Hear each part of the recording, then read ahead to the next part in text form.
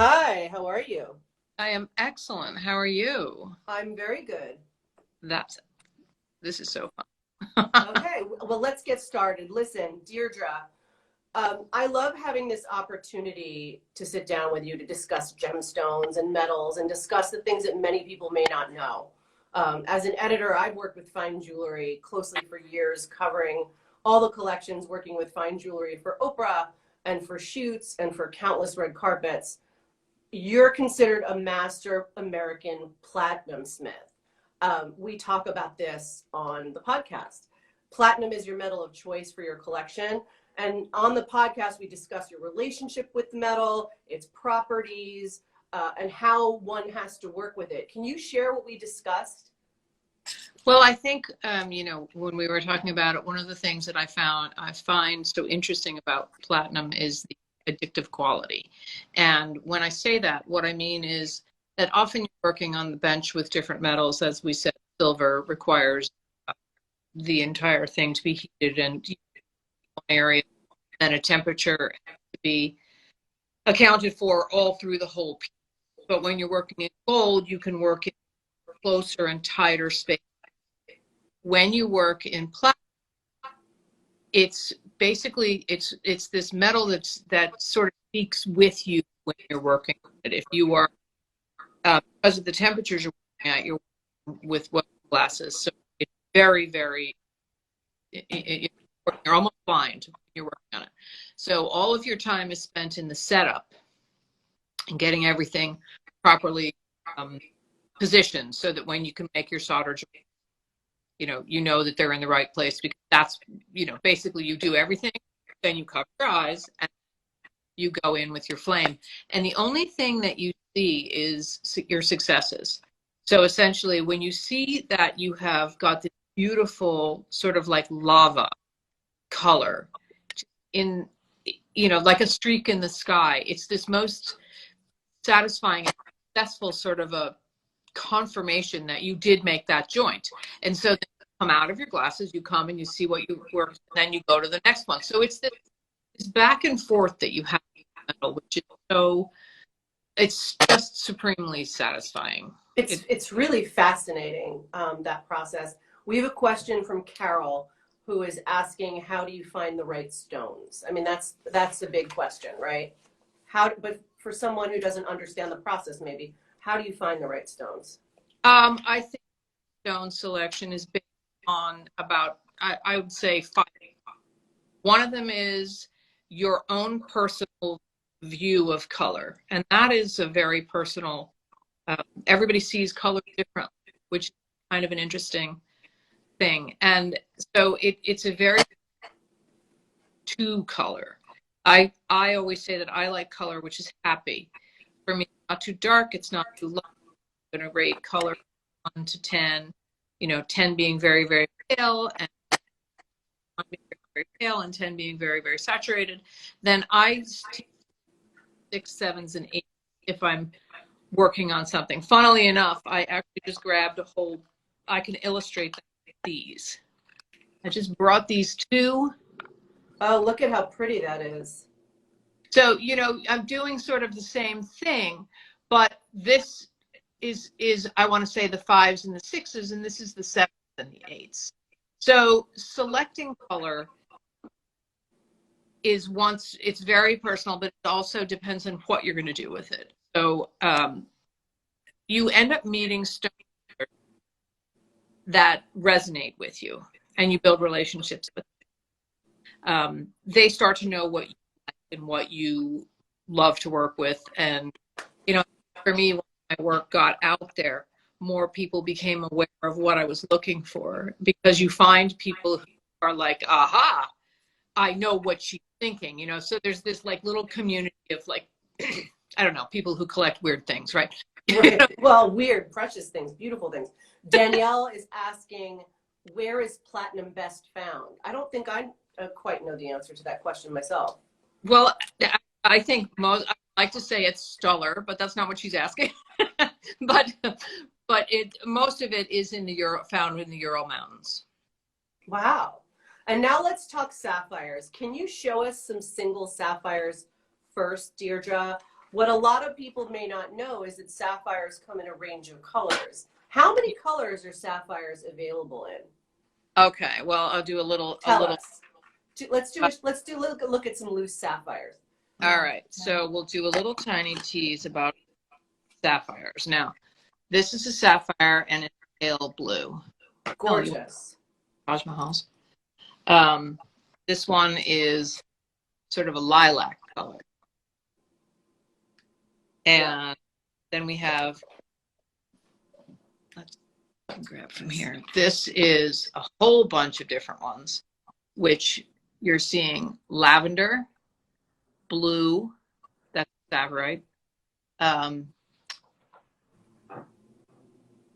And here's another one. Do you have your gorgeous sapphire Riviera necklace? I do, but this. Okay, look at that. Yeah, that really tells the story of Every stone is a sapphire except for the diamonds and the pearl. Yeah. But I think that that's a nice illustration about the range. I actually built this earring just for that, just to sort of talk about that. And then, of course, this is a multicolored sapphire Riviera. It is the most But you can beautiful see necklace. how gentle the colors are. Yeah, the color is almost gradated. And how did you come up with the idea for that piece? It's the most beautiful piece. You know, I think that what we tend to do, or what I tend to do, is I tend to design and create things by taking classic things and sort of turn sideways a little bit. So here is a classic design, but it's not typically these multiple colors. So I think that what I'm trying to do is really, in a way, show the beauty of color, complement a lady's, you know, features. And I say a lady because I really consider myself an earring collection, and clients, you know, are women. So what I think I find is you more resonates with, you know, I worked in an house at one time, for a long time actually, and I cataloged with a gentleman who taught me. We talked about that on the podcast. Okay, when we would catalog a rug, he would say red, blue, tan. When I went later and I worked for a woman, it was mauve, lavender, violet, and peach. Right. And I pretty much think that explains how the difference between color for, you know, the broad difference between color. It's women really focus and see and are attracted to and have something that they find they're neutral. You know, they be something, or maybe very, even see the nuances in. Maybe you know, someone like you certainly can see the nuance in color and how they play well together, right? I do. My question to you is: do your clients ever come to you to create pieces with stones that have meaning, like birthstones and the like, or is that not really your customer? No, that we do a lot of storytelling in color, and we've done some absolutely beautiful pieces where we have told entire, like, from the beginning, the first date through their, you know, 50th anniversary, and each I picked 7 stones for the 4 members of the family, and, you know, the anniversary date. So, you know, I'm getting these colors, like, I mean, obviously when you use a color that symbolizes a month, like if you think of January, you generally think of garnet. And when you think of garnet, red. But, you know, for like a January stone, I will often use this, which is Savorite, the green garnet. Mm-hmm. You know, so, Beautiful. or mandarin garnet, which is an absolutely insane. Yes. Wow. You're right. It's like almost Fanta. an orange yellow. Yeah. Called Fanta Orange, and it's named after the soda. That's so funny. Yes. I love that. Elsa wants to know what the production time frame is on your custom pieces. You know, that's a range. Some things it could, you know, be as short as 2 weeks, and other times it depends on how much the client is involved. We'll go back and forth on a project, you know, 5 months, 6 months. You know, I like to finish everything up. If I have a perfect world, it's less than 8 weeks. But, you know, it just depends. How long are you sourcing stones for? Are you, you know, having to bring in things from all over the world? So it depends on how long and how much the customer wants to participate in them. Yes. What is the quickest and the longest that custom pieces have taken? Oh, I don't know. Well, your brother, who I did say at the point, please do not call me the day before you'd like to get a cake. A ring for you in 24 hours. And he said, I'm calling you 2 days before. I'm like, you jerk. I bet that happens. I bet that happens all the time.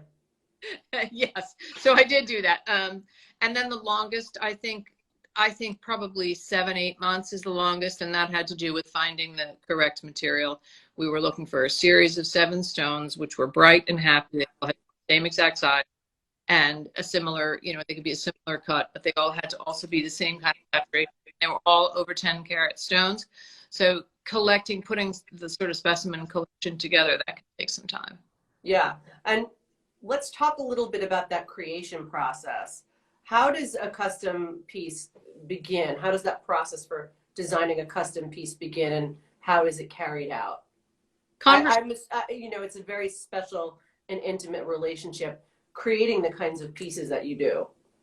Well, I think it all goes back to, one of the, like to say studio that for us, custom work is something that you kind of work your way into. Like I wouldn't start out generally with someone and say, oh yes, I'd be happy to do your custom work, because I think people sort of get to know each other. You know each other. I'd like to get a feel for it than just start out cold. I mean, we build this interchangeable convertible and filled with color. So there is the opportunity to get to know the client a little bit by seeing what, and then you can kind of, just like stone dealers will think, oh, that's a stone for Deirdre. I will think that's designed for a bit, or so, and so then it starts, and you start building, and I guess it's like tennis. I mean, it's back and forth. Yeah. Can you show us kunzite and talk a little bit more about it as a gemstone? I love kunzite. Kunzite is a blue pink, and I think look at how gorgeous that is.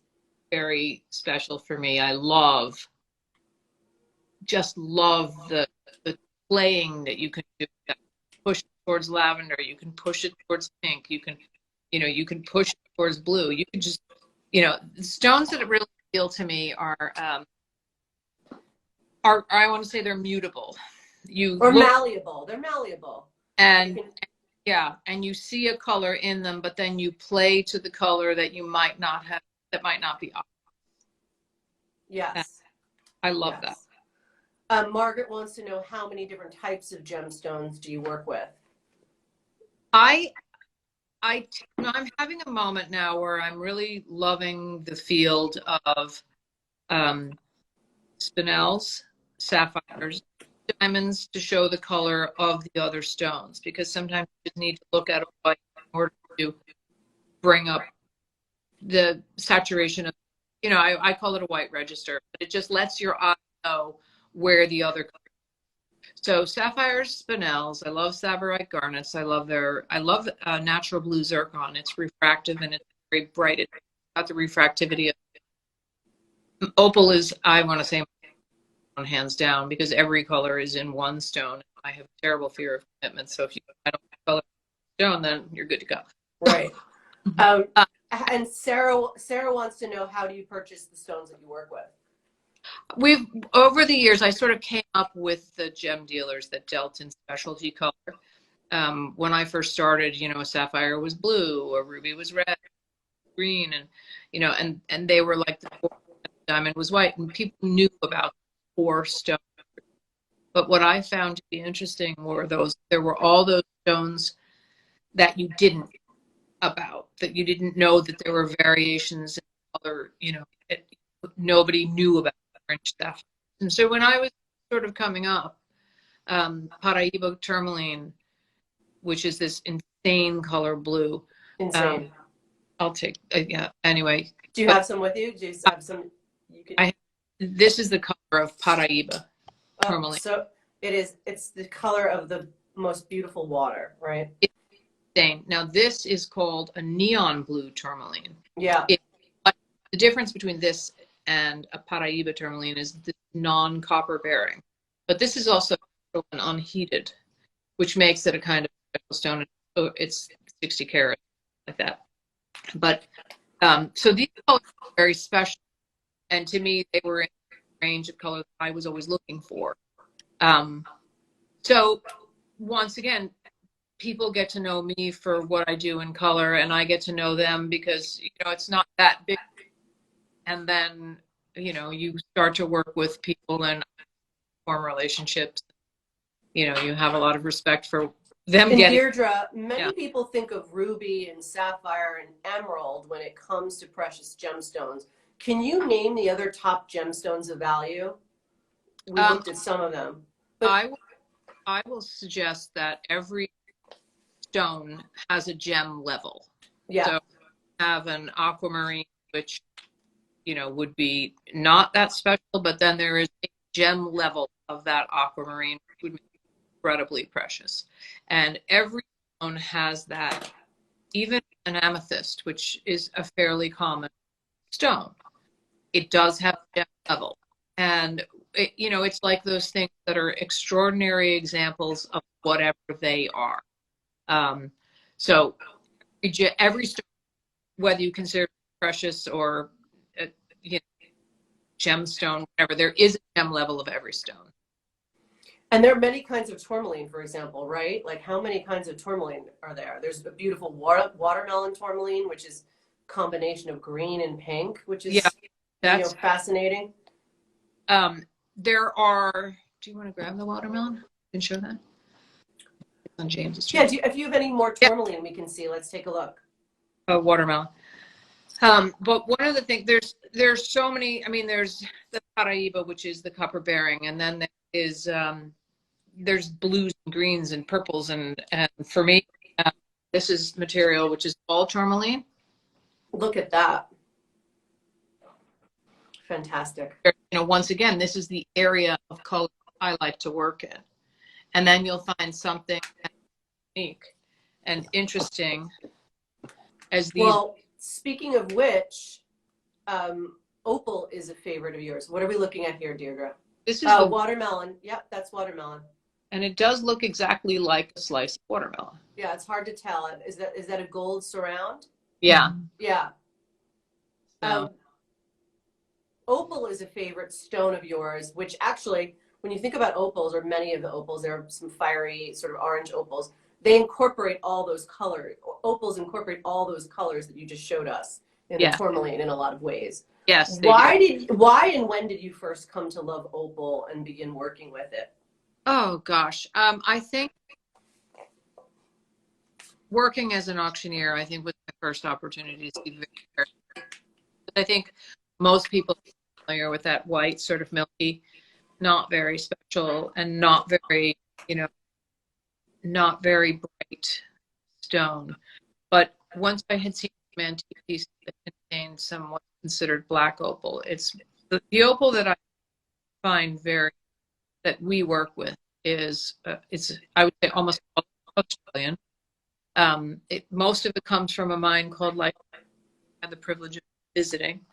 And it's material. And then I'll say that, and then the next thing I'm going to tell you is I also love boulder. So this is a suite of boulder. Oh, look at that.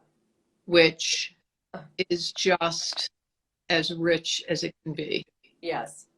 And it's such an interesting stone because it's hosted by many different things. It's hosted on ironstone. It's hosted in sort of a sand material. It's just beautiful. It's crazy, beautiful, refractive material. And, and again, like myself, the earrings are opal. This is lightning ridge crystal material, actually, and this is lightning ridge crystal material, which looks darker. Oh, this is fun. This is boulder opal, and this is the host rock. Just talking about the host rock. This is where you find opal. So incredible. It looks like wood, Yeah, it Some, does. some of it is fossilized organic material, which would have been, you have squid tentacles, you have dinosaur bones, you have the replacement of organic material with opal material. And Mm-hmm. that process took place 110 million years ago or so. And they're not really sure what geological condition caused that to happen. It all seems to be certainly the Australian material that have, and sometimes in Australia, that caused this silicate to form. Such a beautiful It's material. so incredible. This has always blown me away since I was a child. Is there a most requested? Oh, look at those! Look at those! Now, opal with the Paraíba. Absolutely gorgeous. The way that sets the opal off. Yeah, well, that's it. Each one of these ideas harmonize, and you pull from each thing, and you kind of weave this story until you get a piece of piece.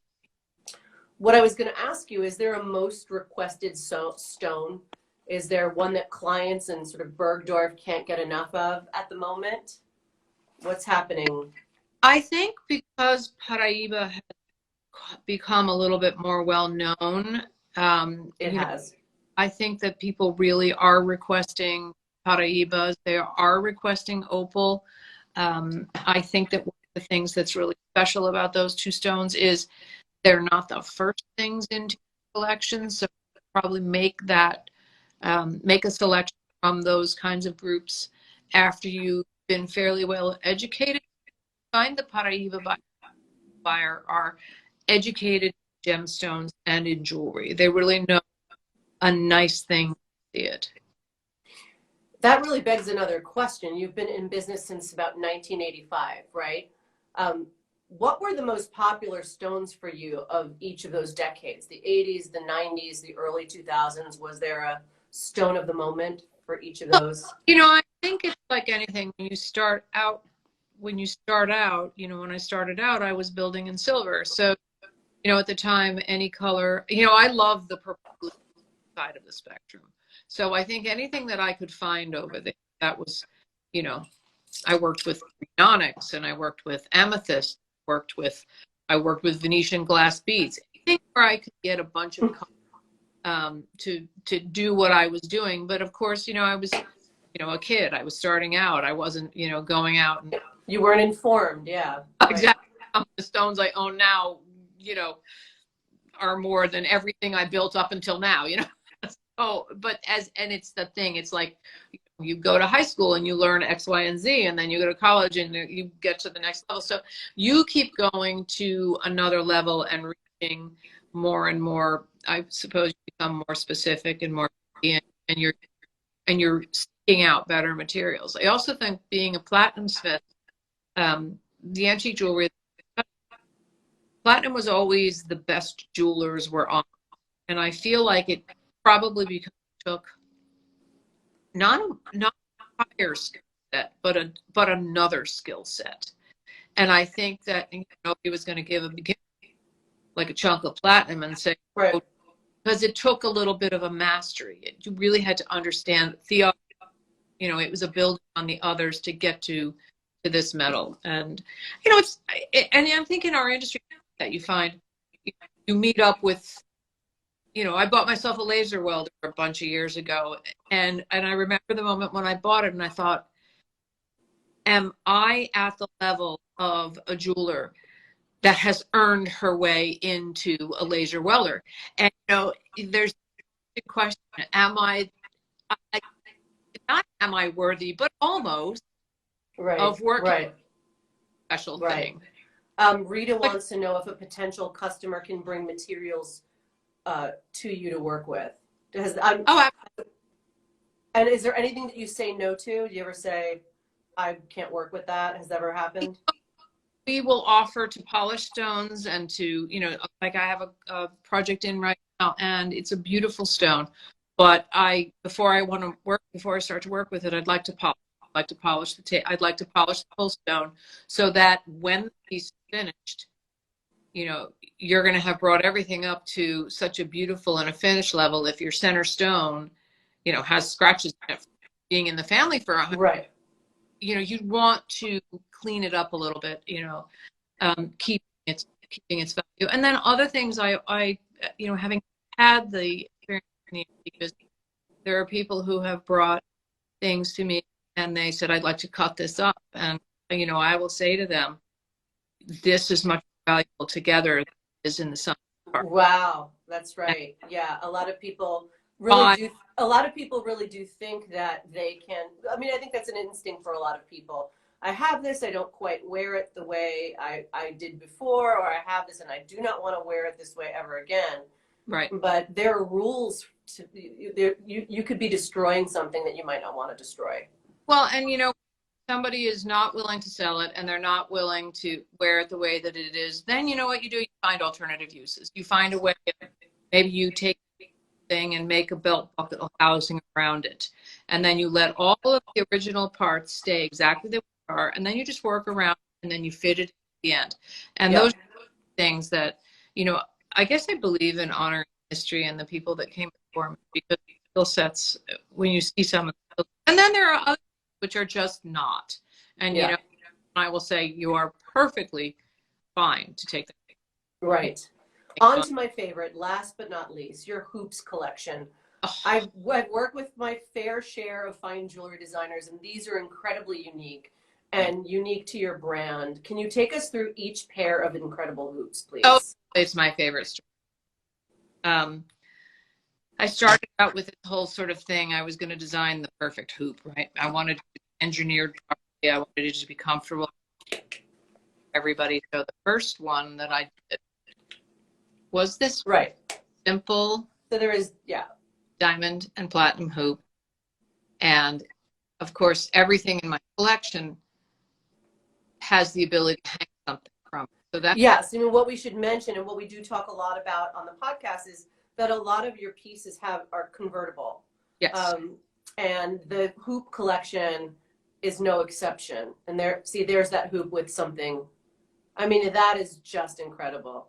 But I love seeing the whole collection together because you really can see how fun and luxe at the same time these hoops are. This one got a little more. Is that moonstone? What is that? Yeah, I'll put this. It's moonstone. So this one. There you can really see the moonstone. Those are incredible too. And diamond and platinum. And they're just, I don't know, these are really, these are mine. They're mine. Yeah. Yeah. Any others that you have that you can show? And then I did say that I very much enjoy the